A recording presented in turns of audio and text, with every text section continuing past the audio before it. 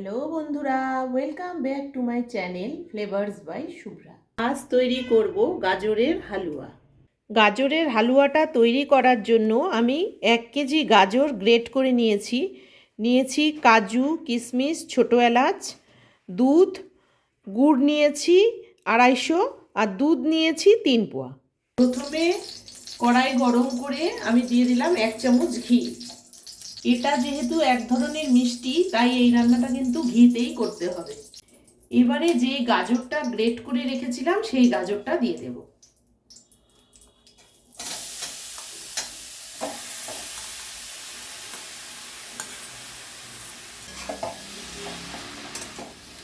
এবারে দিয়ে দিচ্ছি 2টো তেজপাতা। এখন গাজরটা খুব ভালো করে ভাজতে লাগবে। 5 মিনিট মতো গাজরটা ভালো করে ভেজে নিয়ে এখন দিয়ে দেব দুধটা। গাজরের কালারটা একটু চেঞ্জ হয়ে গেছে, এখন আমি দুধটা দিয়ে দিচ্ছি।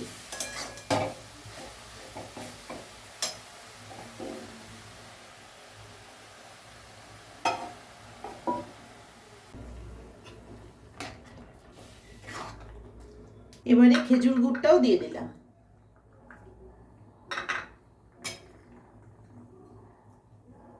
সব শেষে কাজু কিশমিশটাও দিয়ে দিলাম। এখন ফোটাতে হবে। এখন এলাচটা থেতো করে দিয়ে দিচ্ছি।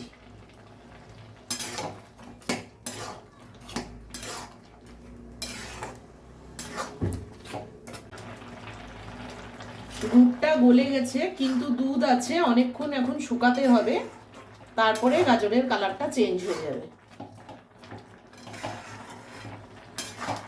হালুয়ার কালারটা দেখো কেমন সুন্দর চেঞ্জ হয়ে গেছে।